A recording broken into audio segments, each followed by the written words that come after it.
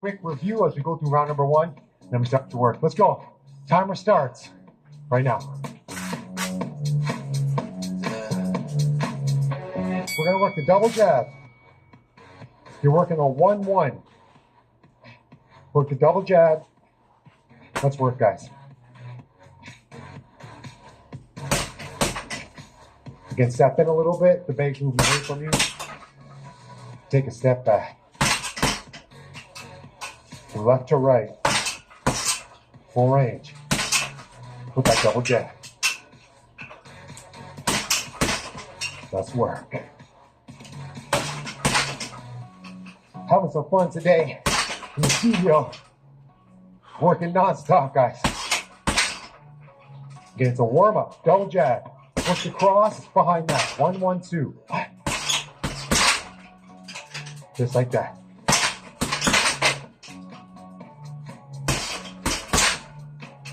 Balance. Focus. Go the cross to the head or to the body. Same with the jab.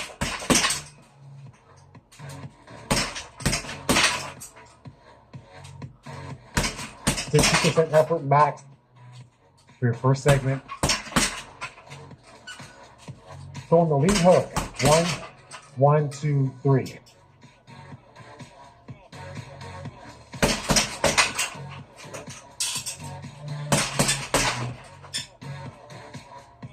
Change your speed if you want. 1, 2, 3. Or continue. Change it up.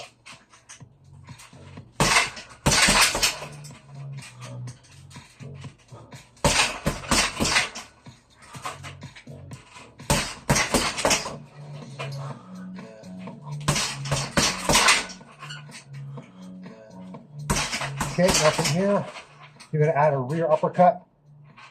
1, 2, 3, 6. Let's go.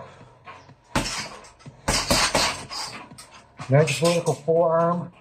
Don't over rotate that back hip or your head. Straight to bed. Okay, let's go. So we're going to jab, cross, lead hook. Rear uppercut.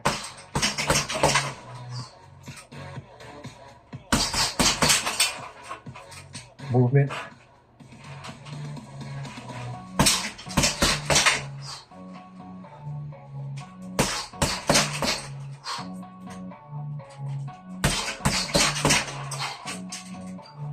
Two more of these. One more.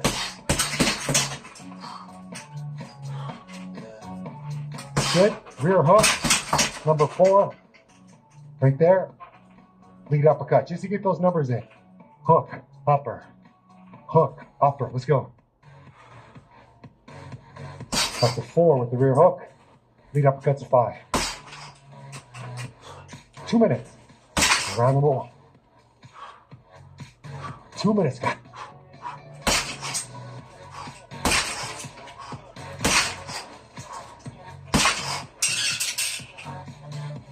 Just like that.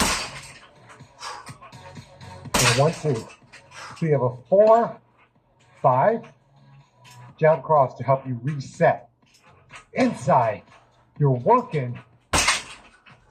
You're resetting. Let's go. Balance and move.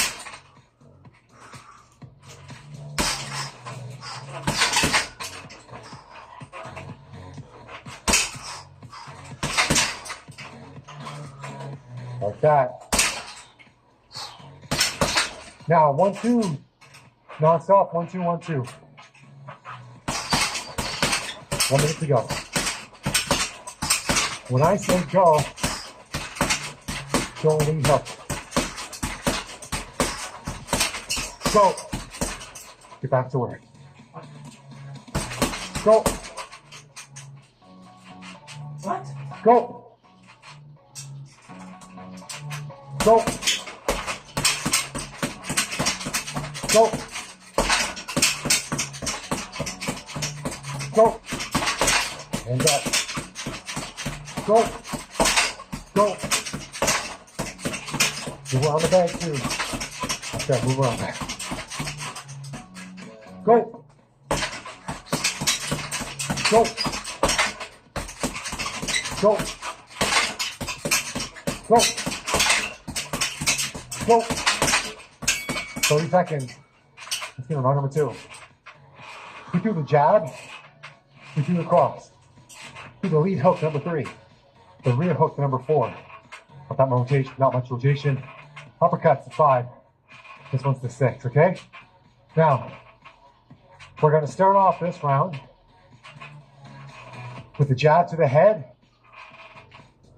and a straight cross to the body, okay? A 1-2 body. Let's work. So there was 60% effort. Hands up. The defense blocks and shots coming in. How fast is that cross? You got?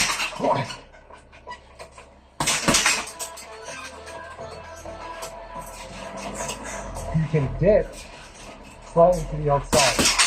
You can drop slightly down, or you can stay level and punch at an angle. All effective. Of course, you have to be caught. Be careful. They don't get caught if you dip.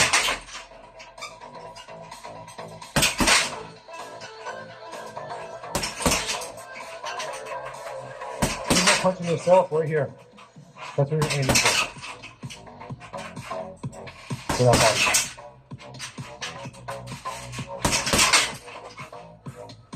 Then you're going to come up here and go a 1-2-3. So jab, cross to the body, reset, 1-2-3.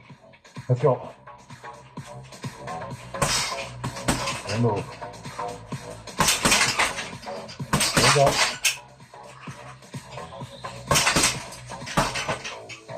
Yes, go ahead. Come on.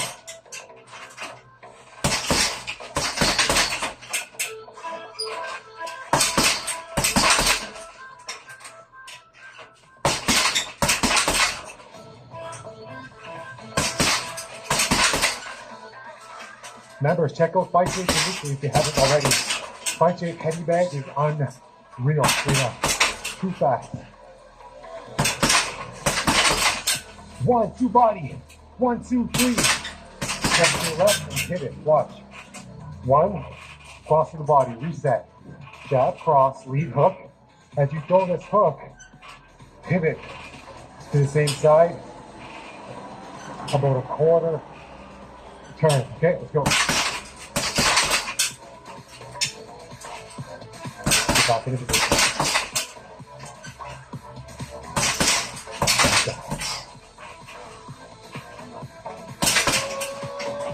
Easy work. Oh, I always am. I'm going straight to this one. Yeah. And move. Hands up.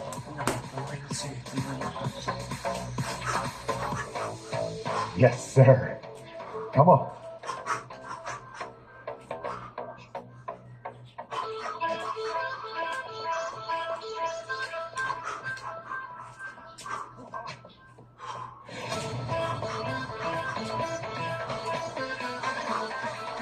Members, check out Fight Jake Conditioning if you haven't already. Fight Jake Heavy Bag is unreal, straight up. Too fast. 1-2 body. 1-2-3. Step to your left and pivot. Watch. 1. Cross to the body. Reset. Jab, cross, lead hook. As you throw this hook, pivot to the same side.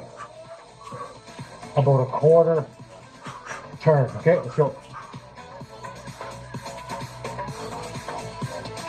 Get back into position. Let's go. Easy work. Oh.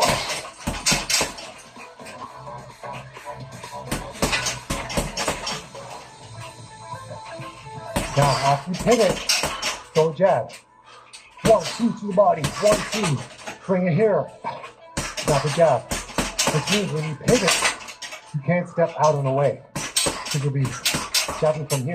So when you throw that hook pivot, Make sure you time that range or figure out that range perfectly. And get back down. Hang easy.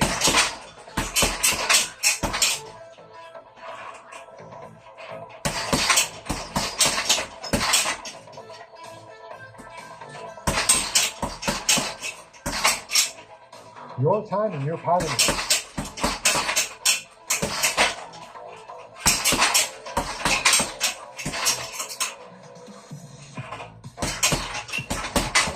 Now hooks to the body, 1 minute to go.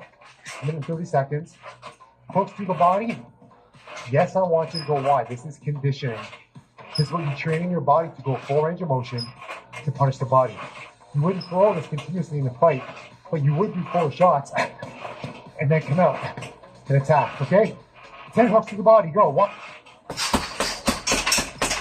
10 straight. Body. Head. Body. Head. Straight. Body. 1 minute. Straight to the head. Body. Head. Again.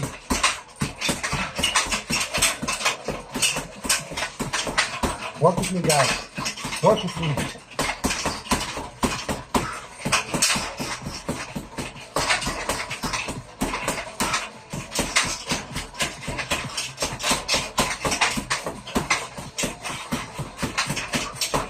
Twenty seconds.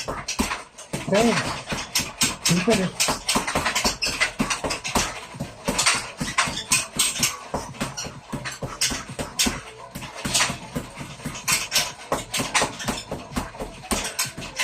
Top one. 79%. Good. Yep. Keep working. We're going to start the next round. Throwing jabs in 15 seconds. I told you, with you. I always am. All going straight through. Like all boxing, guys. Love these. I know you guys do too. Work the jab. Let's go.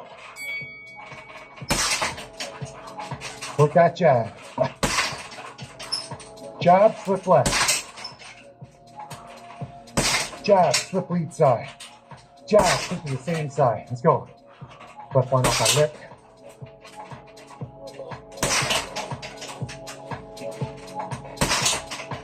There you go. Don't let this hip pop over too far. As soon as you do that, you're kind of forced this way. So be strong with your torso and your head.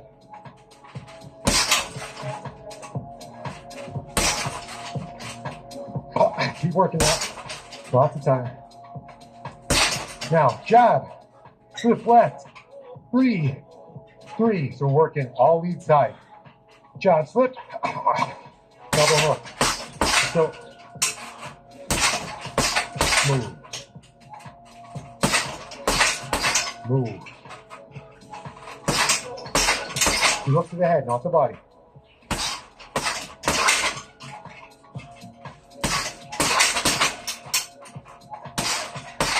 Now, as you throw these hooks, I want you to step to your left. Jab, bah, bah. Just set up this rear cross. Let's go. Jab, slip, step, step. Cross, reset. Do something fancy. Take that right hand. I'm telling you guys, it can't be easy. You gotta set the standard.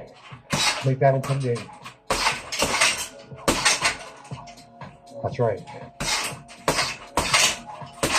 See how the bag's moving? Give it a couple shots to make it stop. There you go. Get back here. Once you come back here, I want a 4 E-body. Watch. Jab, hook, hook, cross, step, hook. Wait for it. 3 body. Jab. Boom.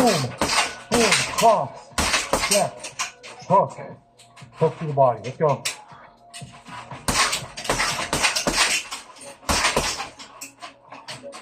Just like that. Hands up.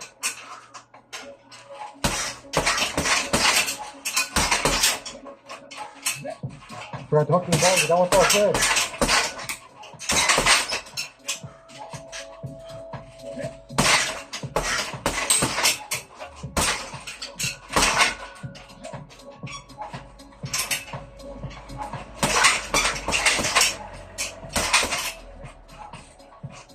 Now, we're gonna do a cross, 2 easy punches. Let's go. Easy means 50%. Any 2 punches.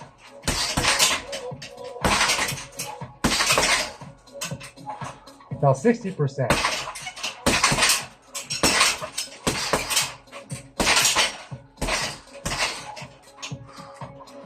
%.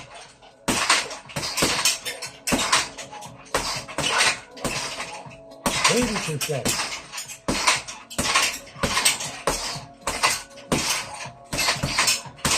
90%.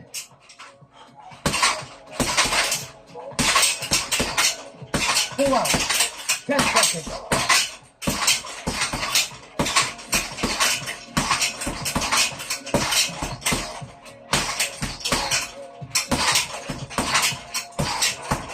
Time. Whew. That's right, guys. 1 round.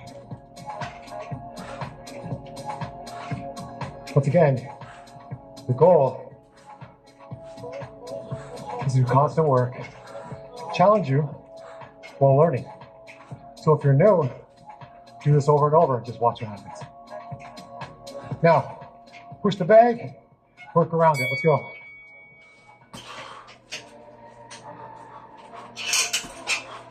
Work around it. Push the bag, work around it.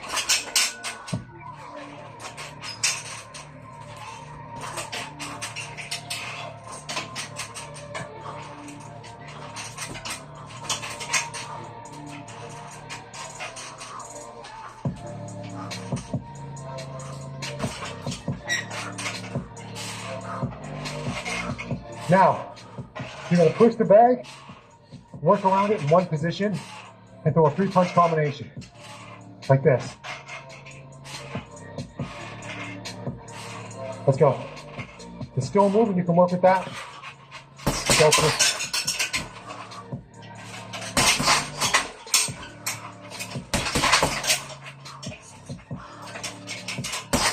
Go through.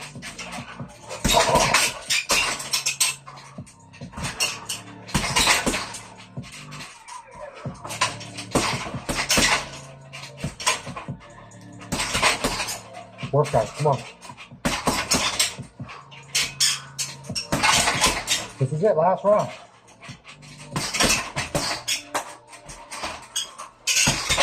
Work inside. You're gonna take 1 step left, 3-punch combo, cover, step right, 3-punch combo, cover, move left. So it's a little pivot inside, let's go. No stop work. 2 seconds behind sequences.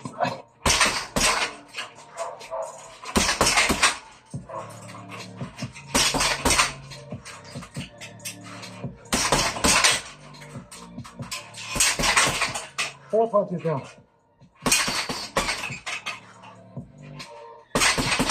Come on, guys. Work through.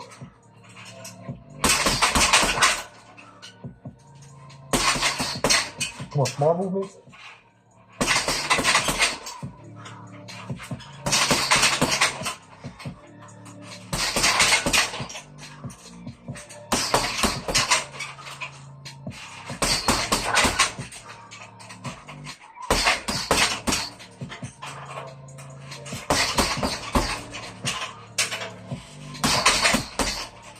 Five-punch combo. Come on, guys. I'm tired too. Hands up, hands up. Hands up and move.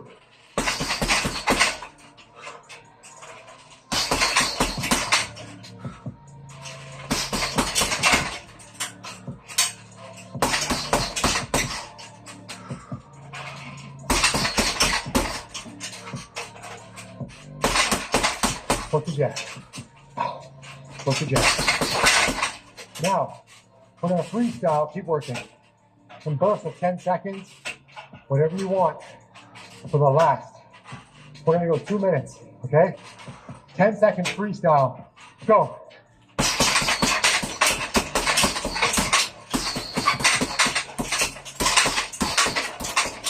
Yeah. On your toes. Get ready. Change positions on the bag. Go!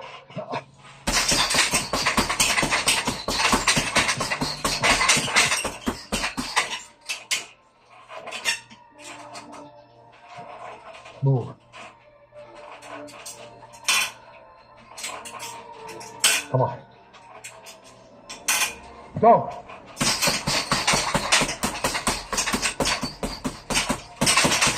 Two more. Left. Change positions. Breathe, breathe, breathe, breathe, guys. Come on. Ready?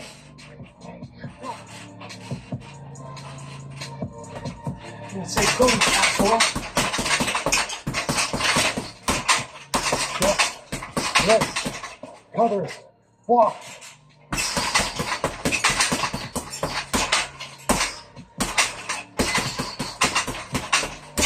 Ready, go. What the hell, man? What are you doing?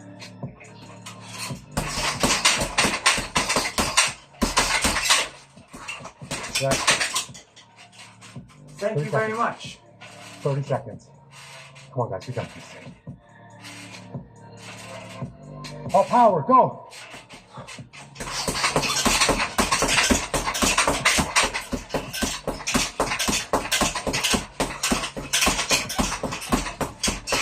Time.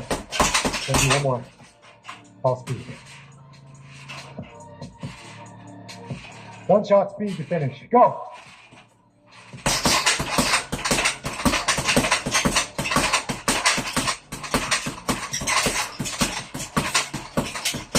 Fine.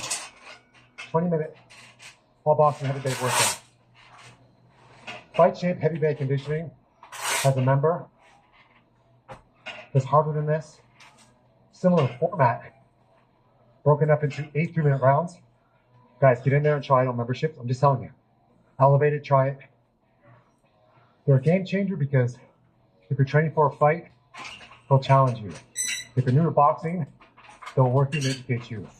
And if you want to try to outdo me or Josh, who's going to be working with you guys with live streams, you can do that too. Thanks for watching.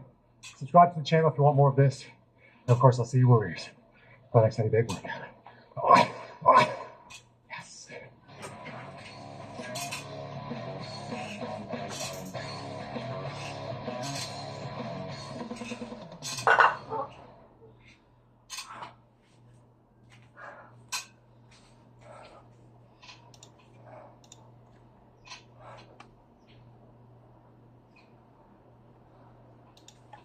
Sick as I've ever been for 2 days, and the worst COVID experience I've had was like a sinus infection. I'm not really willing to trade that. And you don't even, everybody that I know, a lot of people I know, they talk about the second shot that they got of the vaccine it made them really, really sick. Well, that's a side effect, and not a side effect that we even talk about enough in this country. No, it's also, again, we're talking about companies that have a long history of lying and being forced to pay criminal fines, and then we're giving them this exemption from being responsible for any of the side effects. Yeah, and who do you think those big pharma companies donate to politically in 2024? I'll give you a big fat guess. Probably Kamala Harris. By a significant margin. Well, particularly with RFK Jr. being attached to Trump. Right? With RFK Jr. comes a lot of, there's a lot. There's a lot that you're going to have to handle there. But that's the question is, are they so entrenched that it's impossible to these things that disturb us? The fact that they have exemption from any responsibility because of the vaccine, the fact that they have the ability to advertise on television. Can those things be removed? Is that a possible thing? I think it's a possible thing, but because I haven't actually done the work to figure out how many of my colleagues would sign on to this, I can't say whether it's like a certain thing or a likely thing or just something that we should be working on. I mean, here's an interesting thought experiment. If there was one thing that we could do to rein in the pharmaceutical companies, like what would it be? Would it be liability on the back stuff? Would it be advertising? My intuition is actually it might be the advertising on the healthcare stuff because that's the way in which they engulf the media in this whole scam. That would be great. But the vaccine thing is important too because I will look into it. That's what I'll say here because I would need to talk to people to see if this is even possible. It's a weird one where you're not even allowed to question it. You're not allowed to discuss it. Oh, sure. And that becomes very religious, just like all these other things that we talk about, where you have this thing that everybody speaks about in hushed tones. People know people that have been vaccine injured, particularly people on the left. They're very reluctant to discuss it, even publicly. Yeah. I know people who are public people who have had serious vaccine side effects who do not want anyone to talk about it. Absolutely. They're scared of being labeled an anti-vaxxer. I have a Senate colleague who doesn't want to talk about it, but worries that it's like permanently affected his sort of sense of balance and dizziness and vertigo. And it happens. I've talked to a number of people who think that they got vaccine injured. Some of them are public about it, and some of them are not. But here's the thing: like I'm not even. You're probably more anti-pharma than I am. Like there are certain things. Pro-pharma too. I think they make great drugs that help people with all sorts of conditions and diabetes medication. And like the sickle cell stuff that's coming out now, we maybe have cured sickle cell disease in Black Americans because of a gene therapy. I read about it a couple weeks ago, actually, with the first experimental therapy, and it was hard for the kid who took it, but you had like an 11 or 12-year-old Black American just walk out of the hospital, and he's probably cured sickle cell disease. That stuff is amazing, but I actually think that in some ways, what we should be encouraging these companies to do is that, right? Yeah. We want them to develop the life-saving drugs.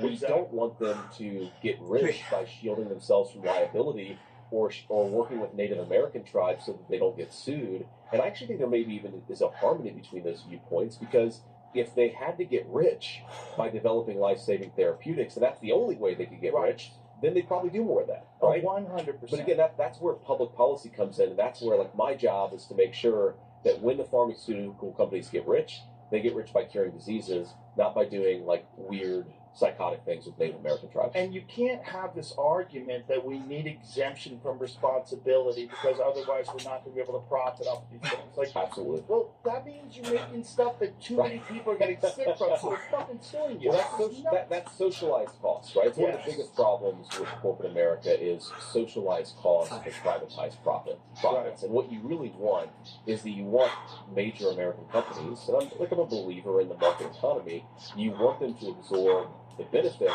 but also the costs, and that's often what doesn't happen. Like, for example, so I talked about this train disaster in East Palestine, and the railroad companies hate me because I kind of went on a crusade against them afterwards.